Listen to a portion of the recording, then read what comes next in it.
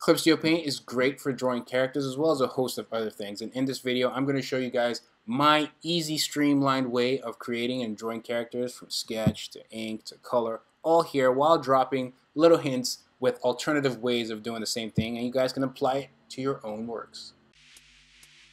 I'll be dropping some nifty tricks and tips on how to import, add filters, just overall bring your illustration to life. And we'll also be hearing from Rashad Millhouse, the creator of Outland from Saturday PM, and his experiences using Clip Studio Paint to draw our characters while putting together major portions of our crossover manga event, Saturday Wars. We at Saturday AM have partnered up with Celsius, the creators of Clip Studio Paint, to bring this video to you guys. Shout outs to them. Please enjoy the tutorial and watch to the end. We'll be revealing ways that you can get your own characters, whether you created them just now or from your webcomic, and have them being featured in our crossover manga event, Saturday Wars, while also getting a major Clip Studio Paint free trial. Let's go! Let's make some art. Go to File, then New, and then we'll choose what canvas size we want. We'll start by sketching out our character pose. Eventually we'll ink and then color it. I want to start with something action-based, dynamic, and fun. When you create a file, the layer window will look like so, with a layer ready to go, and then another layer below it that's filled in white by default. You got your shortcuts, shortcut B for brush options, shortcut P for pen and pencil options. It's kind of like the same deal. Really love the pen options here, especially for inking. For my comic Apple Black, there's a G pen in there that tries to mimic traditional G pens and how they would work in real life. So I use those. And if you hit the P back to back, it just gives you more options. Same with the B. Layers work similarly to other software. Make sure the settings are what you want. The tool setting window is usually below the tool type selection window, where you can mess with the tool sizes and more. Personally, I recommend you experiment with it to fully grasp them all. While on the sketch layer, you hit Command T or Control T, depending on what you're using to draw, what computer you have, and that can transform everything on that layer, whether it's scale, rotate, free transform, the list goes on. Options will be on the left. Here I kind of will just want to reduce it, push it back a little bit because I want to draw the full body. I'll be using Sano from my series Apple Black, published and serialized in Saturday AM. How to read, that'll be linked below. Sano here practically has the arm of a god. I'm going to show that off for a cool image. Then I do my quick trial and error pose sketching until it looks good enough. Shortcut E for the eraser.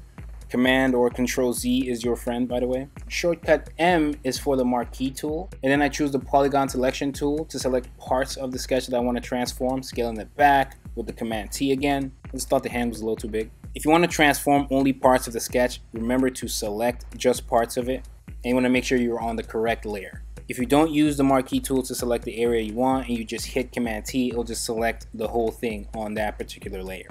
Sometimes you can highlight several layers at once, and if you hit Command T, then it'll just work with all the layers selected. The sketch here, this phase, is just a blueprint of the pose. You want to figure out the whole illustration. Do all your thinking here. Make sure the composition is solid, the pose is solid, the anatomy, everything is accurate as best as possible. Just adding more details. You have Sano yelling, making it fun, action-based, jumping at you. How much detail? That's up to your stylistic approach.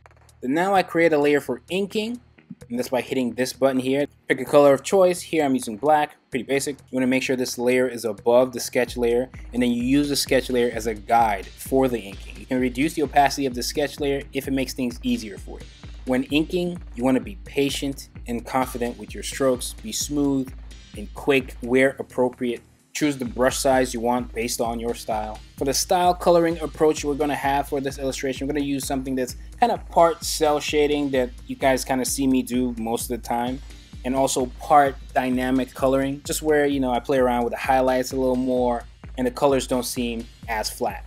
With this approach, you want to make sure that your line work connects as much as possible. Limited gaps as best as you can. This will make it so that it's easier to select certain spaces and fill in colors for the character. Another nice way to select things in Clip Studio Paint is with the magic wand, shortcut W, because we only get in dubs in here. You want to keep it on the option refer other layers to select. This way Clip Studio Paint recognizes and reads all the layers at once. The other options would just have the magic wand selecting or focusing on just one layer at a time, and sometimes that's what you want. In this case, not so much. I use the magic wand to select outside the character, and if you notice, the selection would never break into the silhouette of the character, if you will. Because once I select the outside and maybe select some holes within the character, I then invert the selection so I get just the character. And that's with select at the top and then invert. It's easier this way. Just watch out for those holes in the character, because now on this new layer, I'd reduce the opacity, change the blending mode to linear burn, and then fill in my character with a dark color based on the character's environment, whatever that environment is. If you're in Hellfire, it'll probably be like a reddish orange. It's up to you. Here I've picked a saturated dark red because there will be some subtle warm red lighting hitting Sano from around. Next, while still on this layer, because remember it's a separate layer, let's call it the new red moody layer, I turn it off by hitting the eyeball icon next to the layer, making it invisible for now. We'll get back to it later. Next, I just want to lay down the flat colors. You could hit shortcut B for the brushes and hit B and just keep exploring the options for the brushes. There's some really cool brushes in there. Indie ink, watercolor, the list goes on. Even some that are like patterns that you can play with. And you can even download more materials from the internet and install it in Clip Studio Paint for you to use. But like I said, you can pick a basic brush and then lay down the flats manually. I've seen some artists do that or take that approach. But I'm going to show you my quick and easy way. So we have a new layer, call it skin, shortcut W for the magic wand. And then we're going to fill in all the parts of his skin with the appropriate color. Sometimes you can hit shortcut G, and if it turns to a gradient, just hit G again. And it'll give you paint bucket tool, and then you can just click and fill automatically.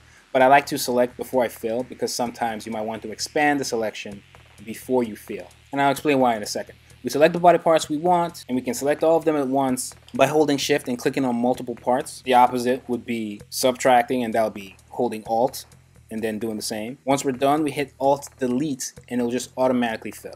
But here's the thing, sometimes after filling, you'll see some tiny spaces that the fill didn't just get to, depending on how you inked the illustration or your style or whatever. Maybe you didn't fill in certain gaps, so it might even be a mess. Then you can manually adjust or use a brush pen to fill in the spaces that it didn't get to, or use an eraser to erase the parts that it shouldn't have gotten to. For more accuracy, you can expand the selection and then it will just reach more of the area that you want. You can't do that with the paint bucket tool. Either way, you only do it when necessary. So here I have it for skin. I do the same thing for each color. I try to give each hue or each item, maybe skin or hair or just colors where it's just red or blue. All the reds are on one layer, all the blues are on one layer. It's up to you.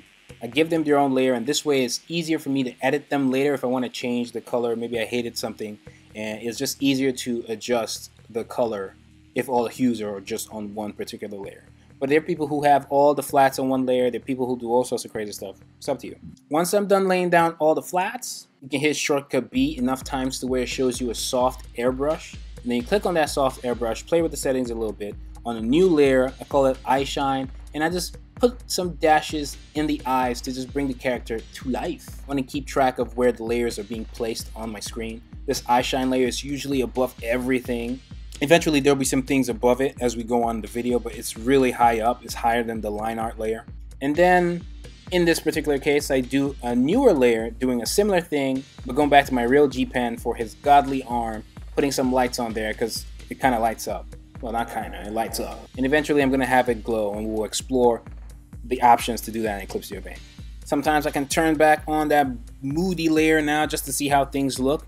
And some creators out there, they finish their drawings right here, you know? In fact, they might not even have this moody layer. But they like sauce. So we're gonna add some sauce to this illustration, you feel me? And in this case, that sauce is shading. First, for organizational purposes, you can select all the flat colors just by clicking on one and then holding shift and then clicking on, say, the one at the bottom, and it'll just select everything at once. And then you can right click to put it all in a folder and then close that folder. Just keeping things a bit tidy, yeah? Then we go to our new layer for shading. Same moody red, you can use an eyedropper or eye picker tool to go to that moody layer and then click on it and then go back to your new layer to use it. You can duplicate that layer and then make certain edits, erase what's going to be there because it's a duplicate. Or an easy way is just to hold Option while on that moody layer and click on the color you want, and it will automatically just grab it. Then you go to this new layer you've just created, the same blending mode, linear burn, reduce the opacity. Usually this shading layer would have an opacity that's higher than the moody layer. Say the moody layer is anywhere from 10 to 15%. The shading layer will be anywhere from, say, I don't know, 25 to 50%, right? The intensity of the shading is based off of the intensity of the lighting, even the moodiness or the tone of the piece. But now I create the new spaces to be selected and filled on the shading layer. The same approach, shade appropriately based on the light source, you know, the usual. Now, another new layer, but this time it'll be a lighter, desaturated red. So the same red, but just lighter and desaturated. Blending mode, add opacity 15 to 20%-ish, and then we'll do the same thing where we're selecting spaces to be filled in, or we can just manually use our brush to fill in the parts that we want highlighted. You can make certain layers invisible if you can't see properly, or you can put it on certain blending modes knowing that you're going to change it back just so you can visually see what you're putting together. Because here we're just adding in the highlights. Generally, I recommend exploring other blending modes as that can help you form your own style and way of doing things. I've seen people use, say, the multiply instead of the linear burn for shadows, for instance. So keep that in mind. In this case, I'm going to turn on my flats so you can see how things look, and then you can adjust the opacity overall accordingly based off of what you're going for.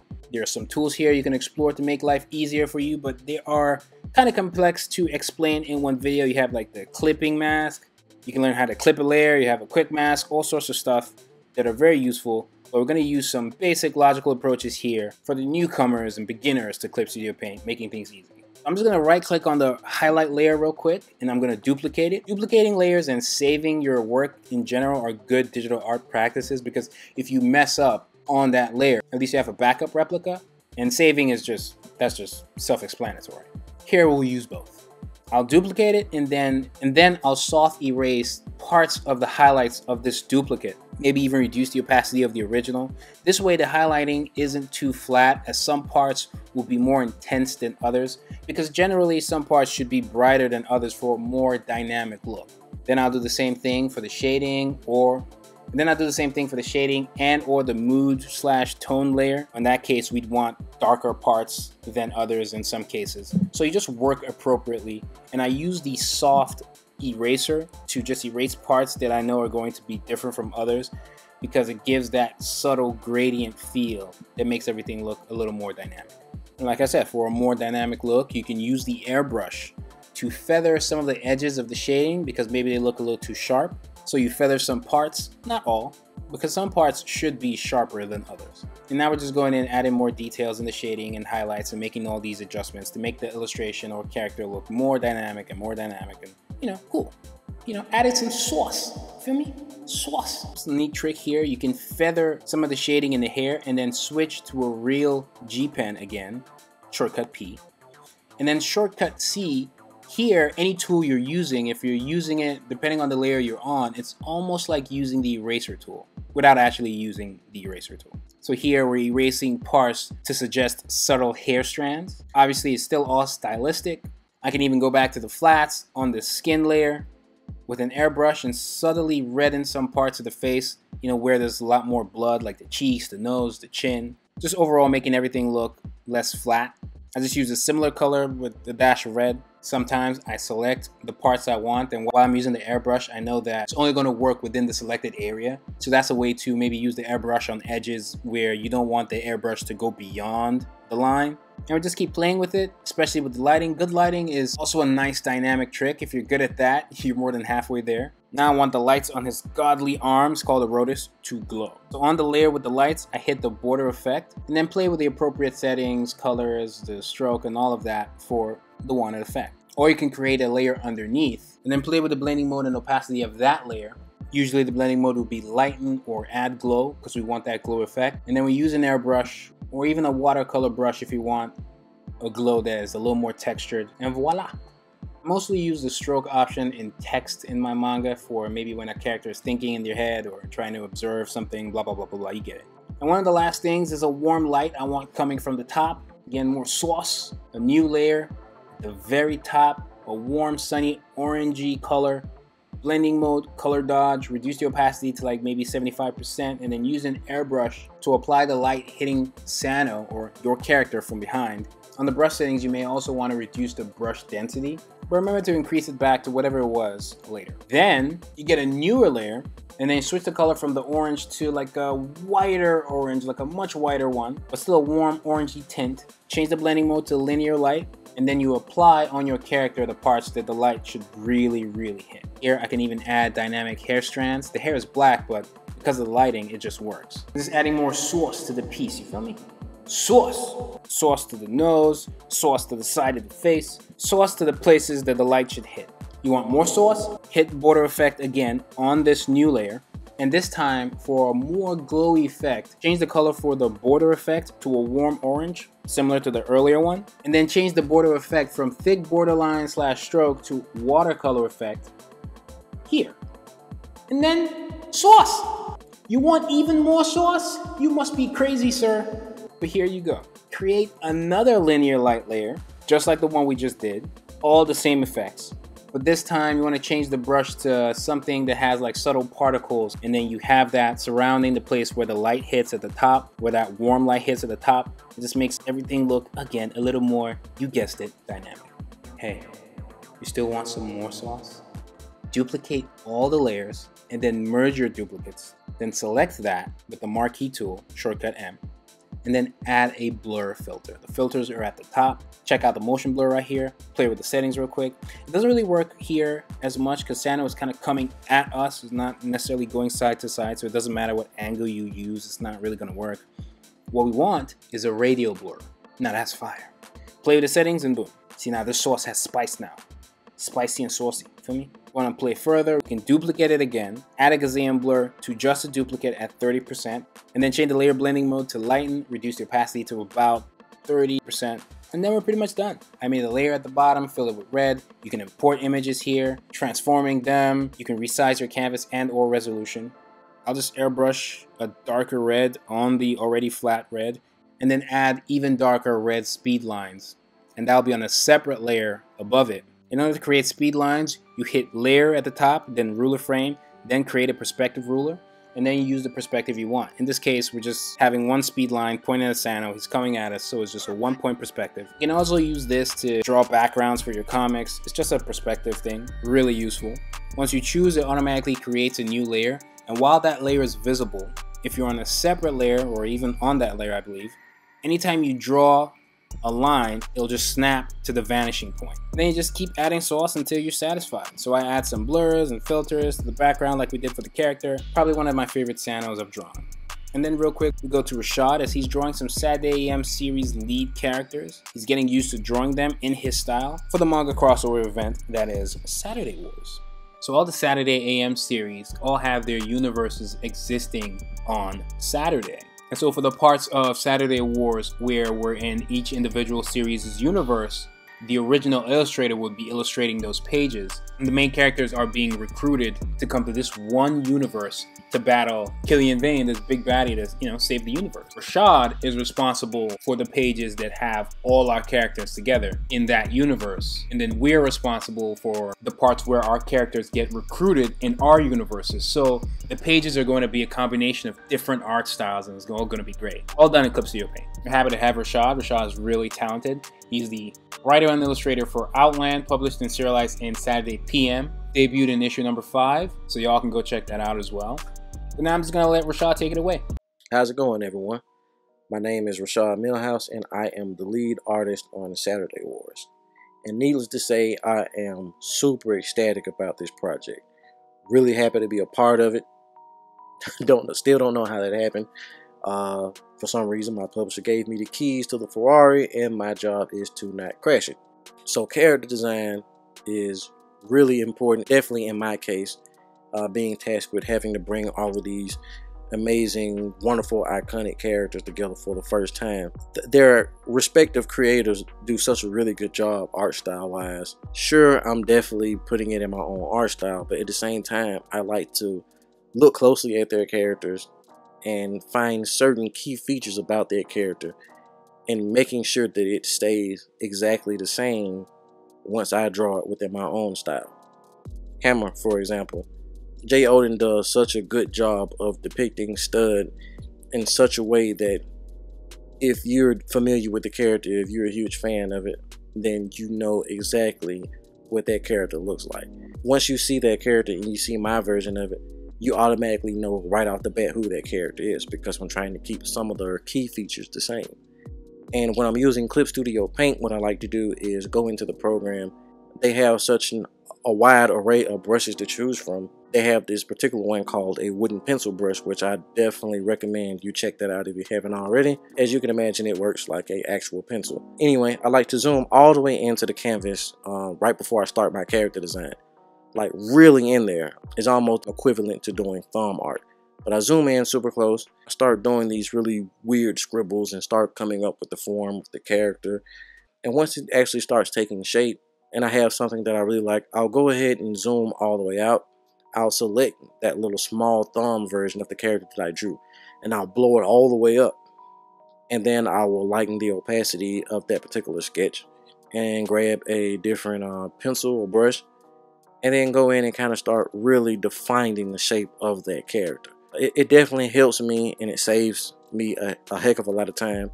So if you guys want to check that out or try it for yourselves, I definitely suggest you do that. It's also the same method that I use when I'm creating my storyboards, like my actual pages.